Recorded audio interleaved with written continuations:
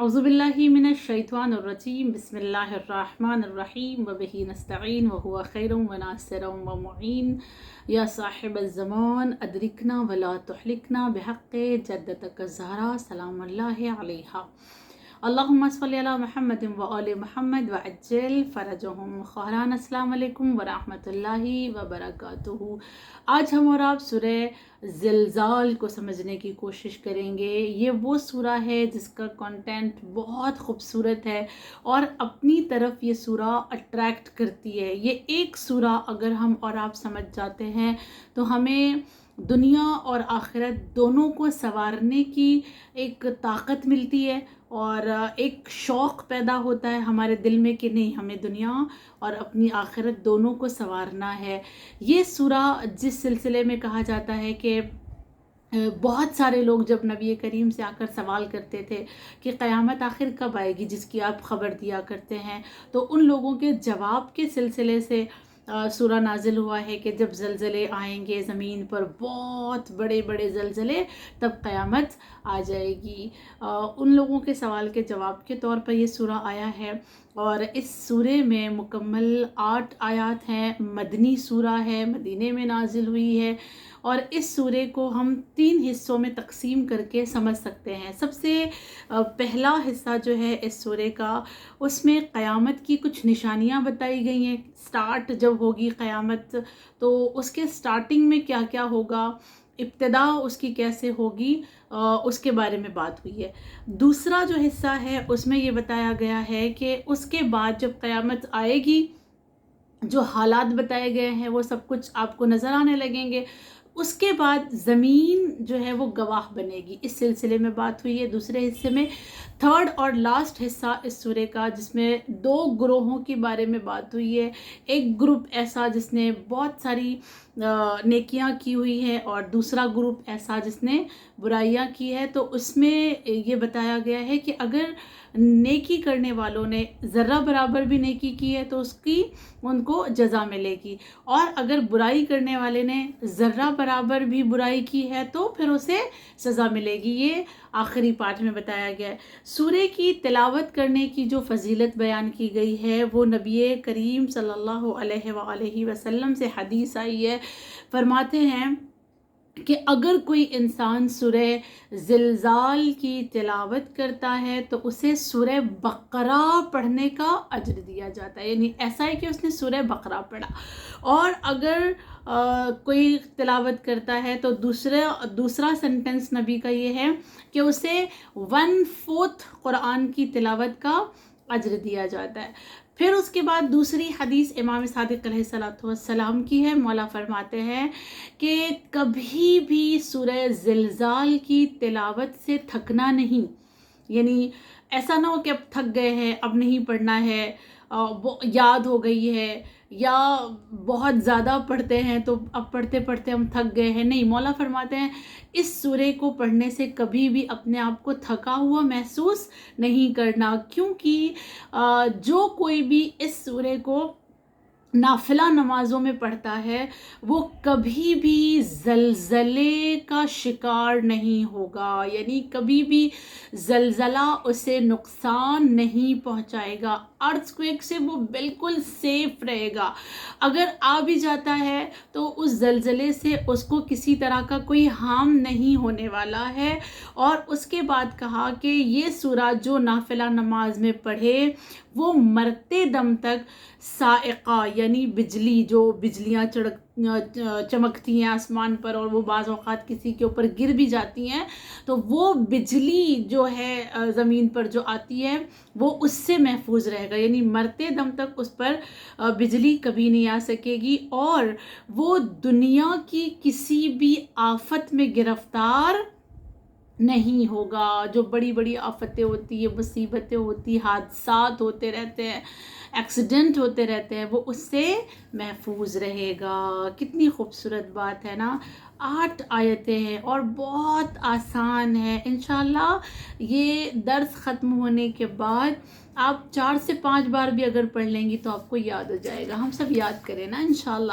سورہ اب یہاں سے شروع ہوتا ہے. پہلی آیت جس میں اللہ نے فرمایا بسم اللہ الرحمن الرحیم اذا زلزلت الارض زلزالها، جس وقت زمین شدت کے ساتھ لرزنے لگے گی، یعنی بہت ہیوی زلزلہ آئے گا، بہت خطرناک زلزلہ آئے گا.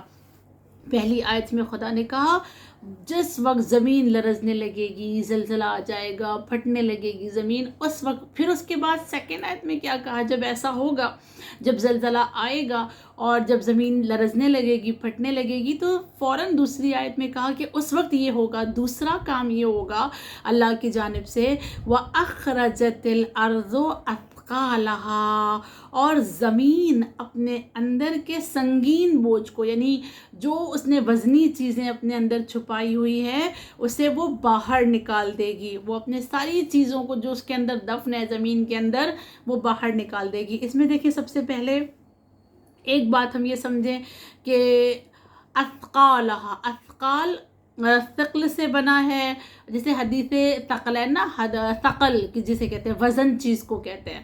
تو جتنی بھی وزنی چیزیں، حدیث ثقلین کیوں کہا جاتا ہے؟ 2 گرا قدر، 2 وزنی چیزیں، اس لیے اسے ثقلین کہا جاتا ہے. ثقل ایک وزنی چیزوں کو کہا جائے گا. اثقالہا یعنی ساری کی ساری جو وزنی چیزیں زمین کے اندر دفن ہیں اسے وہ باہر پھینک دے گی، یہ ایک معنی. اور وہ اخراجت یعنی خارج کرنا، باہر نکال دینا. تو یہاں سوال یہ پیدا ہوتا ہے کہ وہ کون سی چیزیں ہوں گی جو زمین کے اندر ہے اور زمین اسے باہر پھینک دے گی. اس کے لیے سب سے پہلی چیز جو بتائی گئی ہے وہ یہ کہ جو زمین کے اندر مرحومین ہیں، جو مردے ہوں گے، ان تمام چیزوں کو زمین باہر نکالے گی. ایک معنی یہ نکلتا ہے.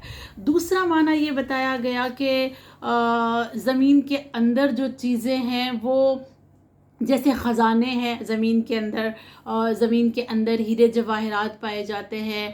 اس کے علاوہ زمین کے اندر جو ہے وہ بہت ساری قیمتی چیزیں جو دفن ہیں، وہ ساری چیزیں جو کچھ بھی زمین کے اندر ہے وہ سب باہر آ جائے گی. تیسری جو اس کی میننگ لی گئی ہے وہ یہ کہ زمین کے اندر موجود جو ایک کہتے ہیں نا شعلہ جو نکلتا ہے زمین کے اندر، وہ آتش فشاں جو نکلتا ہے، جسے کیا جوالا مکھی آپ کہہ سکتے ہیں، وہ جو باہر نکلتا ہے اسے بھی کہا جا سکتا ہے کہ زمین وہ سب کچھ باہر نکال دے گی. آیت نمبر 3 میں یہ کہا گیا اس وقت کیا ہوگا جب زمین لرزے گی اور لرزنے کے بعد وہ ساری چیزیں جب باہر نکالے گی تو اس وقت ہوگا کیا؟ اس وقت تیسری آیت میں کہا گیا کہ وَقَالَ الْإِنسَانُ مَا لَهَا، اور انسان کہے گا کہ زمین کو کیا ہو گیا ہے.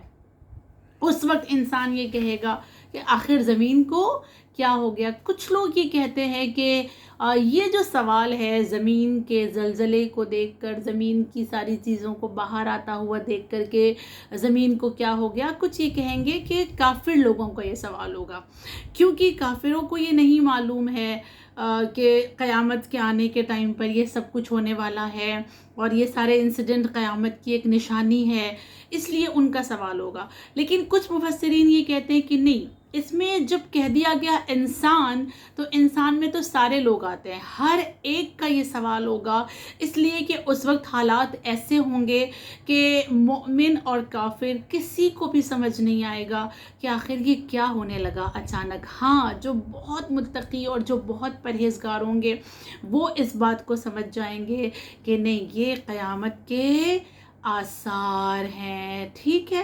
اس کے بعد آیت نمبر 4 میں کہا گیا یومئذ تحدث اخبارہا. اب یہ سورے کا سیکنڈ پارٹ ہے. فرسٹ پارٹ ختم ہو گیا. 3 آیتوں میں یہ بتایا گیا کہ قیامت کی نشانیاں کیا کیا ہیں اور اس وقت کیا ہوگا. پھر اس کے بعد قیامت ہونے کے بعد، زلزلہ آنے کے بعد جو سیکنڈ پارٹ بتایا جا رہا تھا کہ یہ بتایا گیا کہ زمین گواہی دے گی. تو آیت نمبر 4 میں یومئذ تحدث اخبارہا، اس دن زمین اپنی تمام خبر بیان کرے گی. زمین سب کچھ بتائے گی. زمین خبر کرے گی، زمین بتائے گی. یعنی کیا؟ کچھ لوگ یہ کہتے ہیں کہ اللہ زمین کو قوت گویائی دے گا. قوت گویا یعنی اسپیکنگ پاور اللہ دے گا اور وہ زمین بولنے لگے گی. کچھ کہتے ہیں کہ نہیں، زمین جو ہے وہ اپنے اوپر ہوئے جو بھی عمل ہے اس کے اثر کو فقط لوگوں کے سامنے ظاہر کرے گی تو لوگ سمجھ جائیں گے. مثال کے طور پہ رات بھر نہیں جاگیں تو آنکھوں سے رات بھر اگر کوئی جاگا ہوا ہے تو اس کی آنکھوں سے پتہ چلتا ہے نا کہ یہ رات بھر جاگا ہے، تو وہ اثر اس کی آنکھوں میں نظر آتا ہے تو ہم سمجھ جاتے ہیں کہ یہ رات بھر جاگا ہے. ایسا ہی کچھ ہوگا زمین کے اوپر، کچھ ایسے اثرات نظر آئیں گے جس سے سمجھ میں آئے گا کہ اس سرزمین پر گناہ ہوا ہے یا اس سرزمین پر کوئی نیک کام انجام دیا گیا ہے. تو ممکن ہے کہ زمین بولے اور ممکن ہے کہ اپنے اثر کے ذریعے سے خبر دے کہ نہیں، مجھ پر یہ کام ہوا ہے، یا گناہ ہوا ہے یا نیکی ہوئی ہے. بہرحال زمین کو یہ کہا جائے گا کہ تم اپنے اوپر جتنی بھی چیزیں گزری ہیں اسے بتا دو، اور زمین بتائے گی. آیت نمبر 4 میں جو یہ کہا جا رہا ہے کہ زمین بولے گی، زمین خبر دے گی، گواہی دے گی، اس سلسلے سے نبی کریم کی ایک حدیث ملتی ہے. نبی کریم نے فرمایا کہ اپنے صحابیوں سے، اپنے چاہنے والوں سے، کہ کیا تم جانتے ہو کہ اس آیت میں زمین کا خبر دینا یعنی کیا؟ تو لوگوں نے جواب دیا، یا نبی اللہ، اللہ کا حبیب بہتر جانتا ہے. ہاں، جسے معلوم بھی رہا ہوگا نا تو وہ احترام میں نبی میں کہتا ہے ہمیں نہیں معلوم، آپ بہتر جانتے ہیں.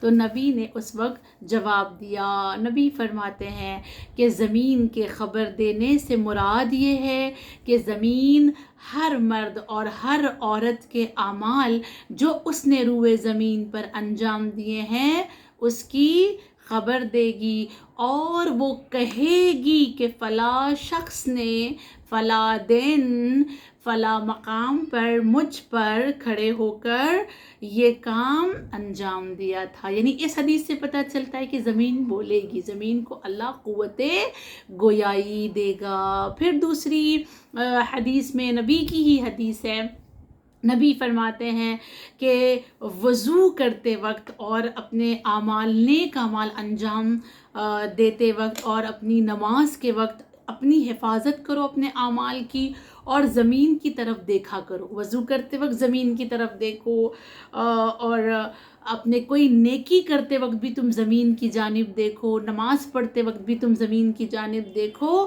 اس لیے کہ یہ زمین تمہاری ماں ہے. نبی کا پہلا جملہ، زمین تمہاری ماں ہے، اور کوئی بھی انسان ایسا نہیں ہے کہ وہ نیکی کرے یا برائی کرے اور زمین اس کی خبر نہ دے. زمین خبر دے گی، لہٰذا ہر نیکی کے وقت زمین کی طرف دیکھ کر کہا کریں کہ تو گواہ رہنا کہ میں نے یہ نیکی انجام دی ہے. نبی کا فرمان ہے.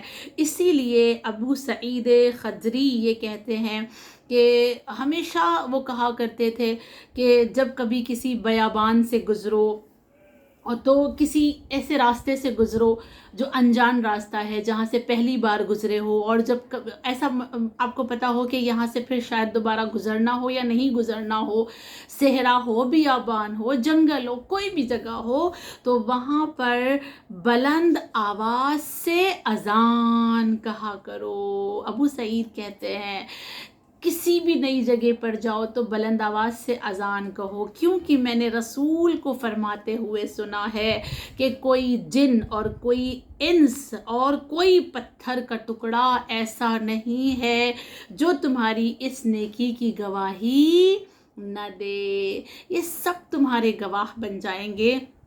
اور اذان میں توحید کی گواہی ہے، رسالت کی گواہی ہے، ولایت کی گواہی ہے، تمہارے لیے نجات کا پروانہ بن جائے گا. کتنا خوبصورت ہے نا یہ سب کچھ ہمارے لیے. اللہ نے نظام کتنا پیارا سا بنایا ہے اپنی نجات کے لیے. اللہ نے کتنے سارے بہانے دیے ہیں تمہیں کہ کتنی ایسی چھوٹی چھوٹی نیکیاں انجام دے کر تم نجات حاصل کر سکتے ہو. صحیح ہے. اس کے بعد یہ کہا گیا کہ زمین جو اس طرح کی گواہی دینے والی ہے، زمین گواہ بننے والی ہے اور زمین کو تم گواہ بناؤ، تو ایسا نہیں ہے کہ صرف ہم سے کہا گیا کہ تم گواہ بناؤ، بلکہ ہم اور آپ اگر تاریخ کی طرف نظر کریں، ہم احادیث کی طرف نظر کریں، تو ہمیں امیر المؤمنین کی ایک حدیث ملتی ہے، اور امیر المؤمنین کے سلسلے سے یہ ملتا ہے کہ مولا کائنات یہ کہا کرتے تھے مسجد میں نماز پڑھنے والوں سے کہ تم مسجد میں صرف ایک ہی جگہ پہ کھڑے ہو کر نماز نہ پڑھا کرو، بلکہ مسجد کے ہر کونے میں الگ الگ نمازیں پڑھا کرو، یعنی صبح کی نماز اگر اس کونے میں پڑھیے تو ظہر اس کونے میں پڑھو، اور مغرب عشاء تم دوسرے کونے میں پڑھو، تاکہ وہ ساری کی ساری مسجد کا کونا تمہارے لیے کیا بن جائے، گواہ بن جائے۔ یعنی ایک کوئی فکس اپنی جگہ نہیں رکھو، بالکل اسی طرح جیسے مجلسوں میں جاتے ہیں فرش حسین پر بیٹھتے ہیں،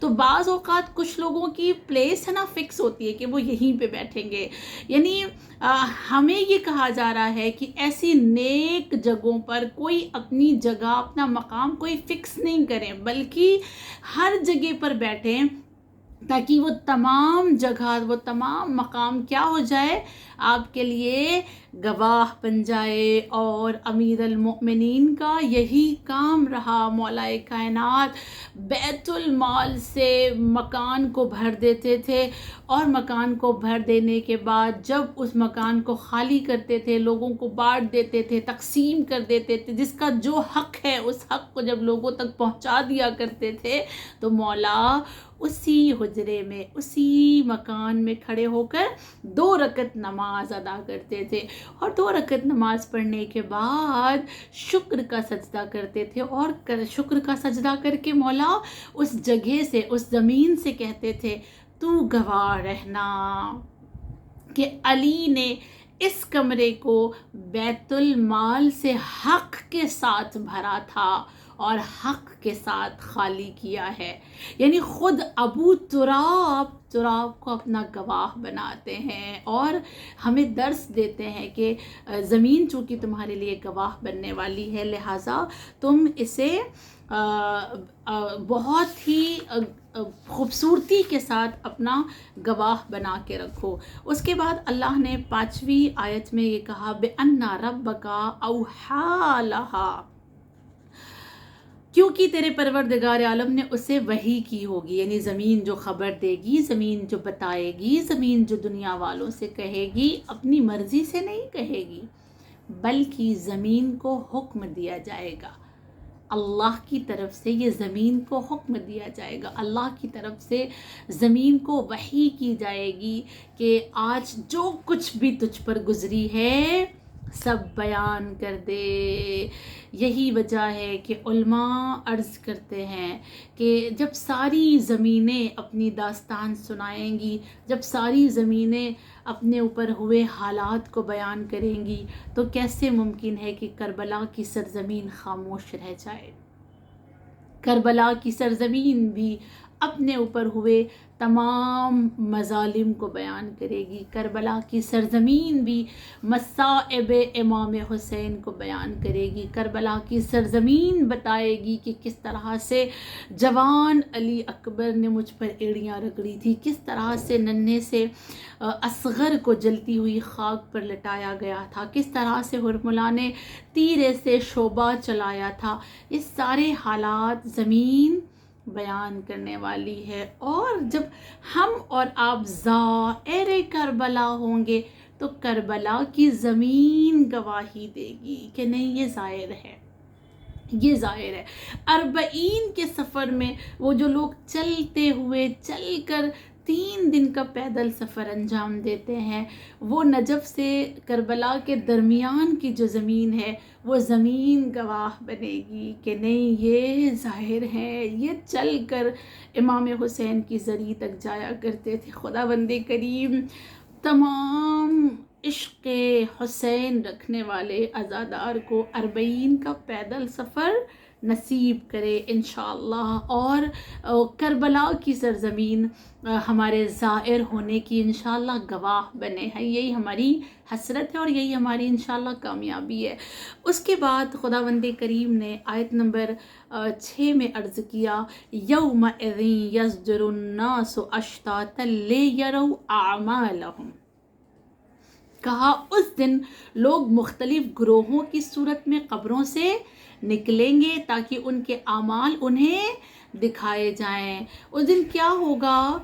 ज़लज़ला आएगा, ज़मीन सब कुछ निकाल कर रख देगी, लोग सवाल पूछेंगे कि क्या हो रहा है, फिर उसके बाद ज़मीन ख़बर देगी क्योंकि अल्लाह उसे हुक्म देगा। और एक काम क्या होगा, आयत नंबर 6 में ये कहा गया कि सारे लोग जो कब्रों से निकलेंगे वो ग्रुप वाइज निकलेंगे, ग्रुप और निकले। अच्छा, ये ग्रुप कैसा होगा? कहा जा रहा है कि ये सारे अपने कब्रों से ग्रुप के साथ निकलेंगे।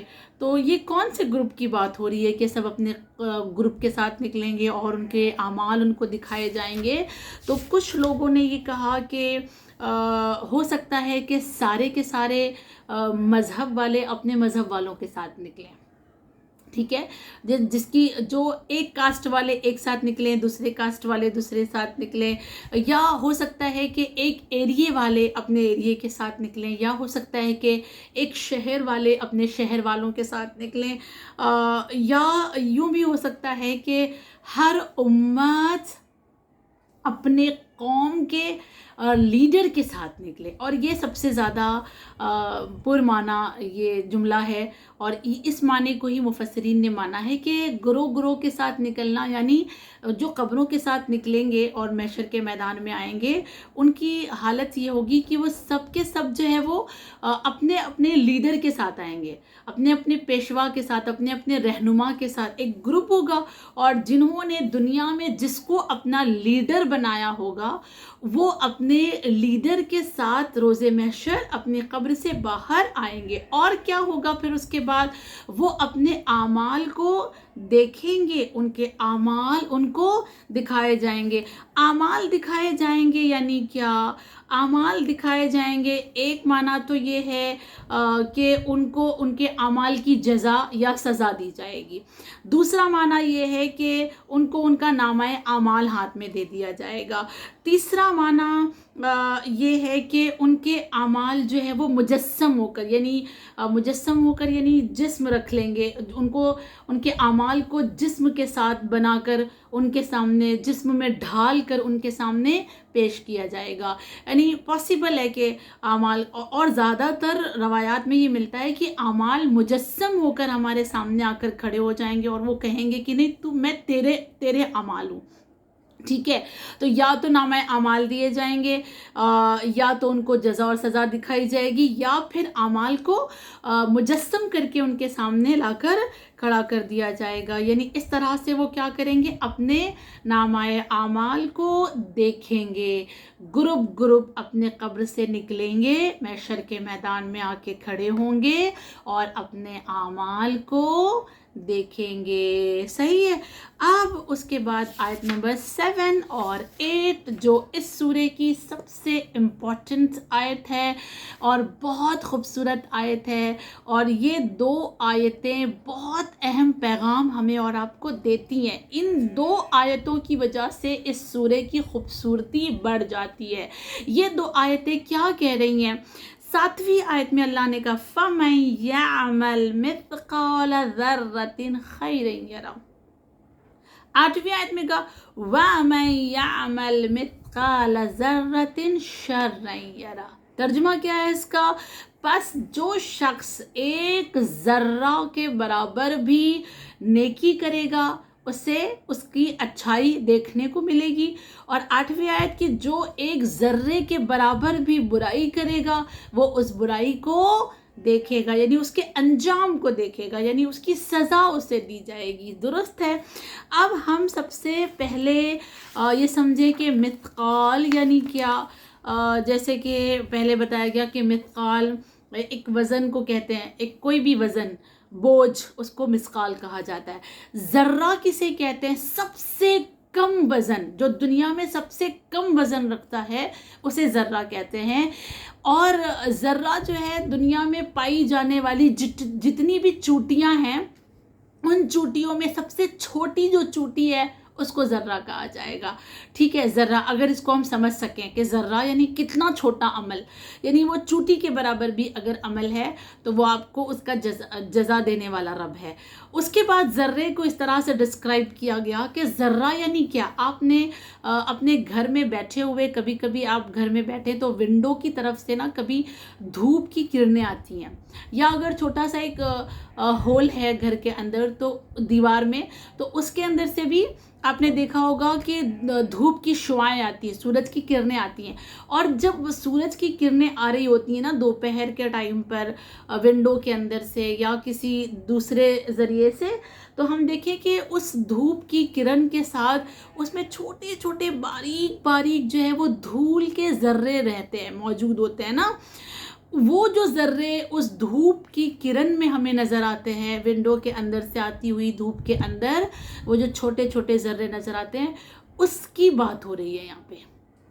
यानी वो छोटा ज़र्रा जो हमें धूप की वजह से नज़र आ रहा है, हवा में है नज़र नहीं आ रहा, लेकिन धूप की रोशनी पड़ती है तो वो इतना नन्हा सा हमें नज़र आता है, उसके बराबर भी अगर नेकी की है। और एक मुफस्सिर ये कहते हैं कि ज़र्रा यानी एक एटम, जो एटम हम और आप देख नहीं सकते ना, आज के दौर में एटम को देखा जा सकता है? नहीं देखा जा सकता, उसको दूरबीन से देखा जाता है। यानी इतना छोटा वज़न के जो एटम के बराबर वज़न रखता है उसको ज़र्रा कहा गया है। यानी इतनी छोटी अगर नेकी अंजाम दी है तो उसकी जज़ा मिलने वाली है, और अगर इतनी छोटी बुराई की है तो उसकी सज़ा डेफिनेटली परवरदिगार आलम की जानिब से मिलेगी।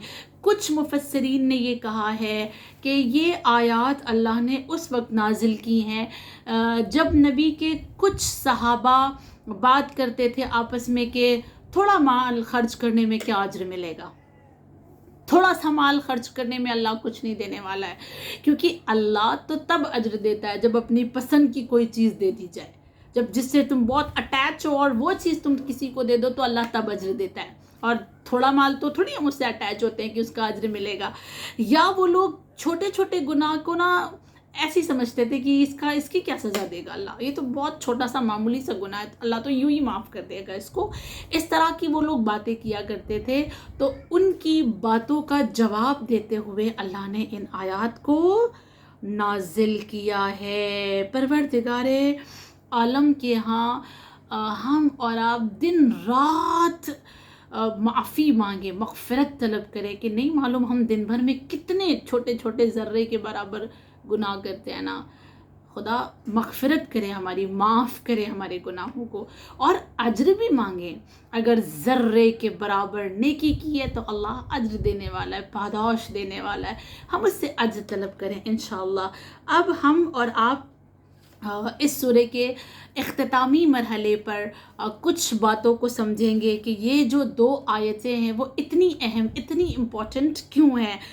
एक रवायत मिलती है कि अब्दुल्ला इब्ने मसूद से नकल हुआ कि जिस वक्त ये आयत नाजिल हुई, फमन यअमल मिथक़ाल ज़र्रतिन खैरन यरा वमन यअमल मिथक़ाल ज़र्रतिन शर्रन यरा, तो जब ये आयत नाजिल होती हैं तो परवरदिगार आलम की तरफ से नबी करीम ने इन आयत को बहुत बड़ी आयत शुमार किया, ठीक है, और कहा कि इन आयत के अंदर बहुत गहरा ईमान छुपा हुआ है।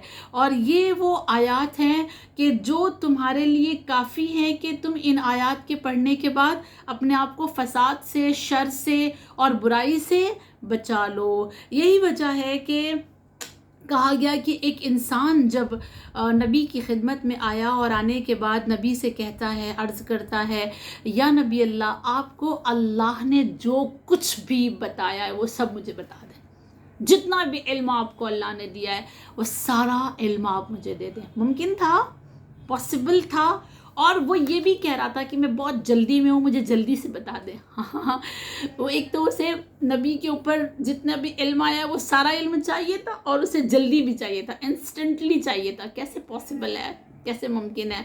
जब उसने ये कहा ना تو نبی کریم نے اپنے ایک صحابی کی طرف اشارہ کیا، وہ غالباً کچھ تاریخ میں ملتا ہے کہ امیر المؤمنین تھے جن کی طرف اشارہ کیا تھا اور کہا تھا کہ جائے آپ انہیں جائیں تعلیم دے دیں، کچھ باتیں انہیں سکھا دیں۔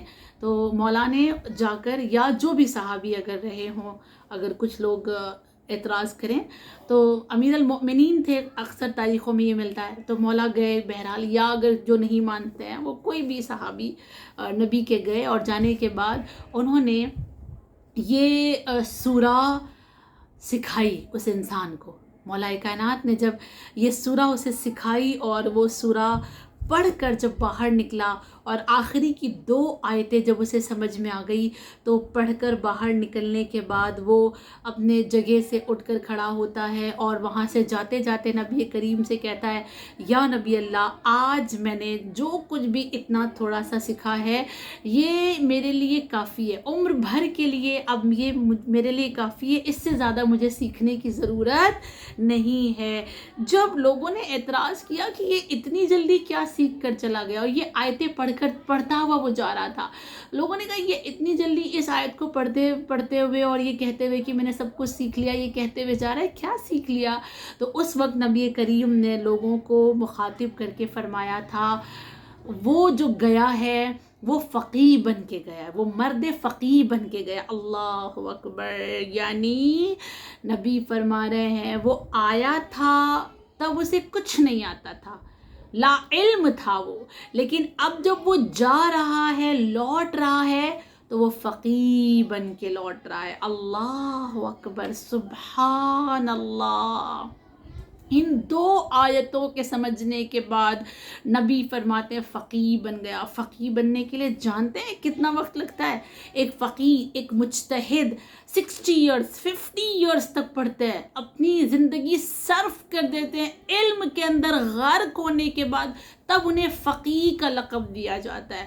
فقیہ کا لقب حبیب ابن مظاہر کو دیا گیا تھا، یہ فقیہ کہلائے۔ اور فقیہ آج کے دور میں دیکھیں کم سے کم 50 سال 60 سال پڑھنے کے بعد کسی کو فقیہ کا لقب دیا جاتا ہے، لیکن نبی فرماتے ہیں ان 2 آیتوں کو جو سمجھ گیا ہے اور اس پر عمل کرنے کا یہ ارادہ لے کر گیا ہے تو وہ نبی کی نگاہ میں کیا ہے؟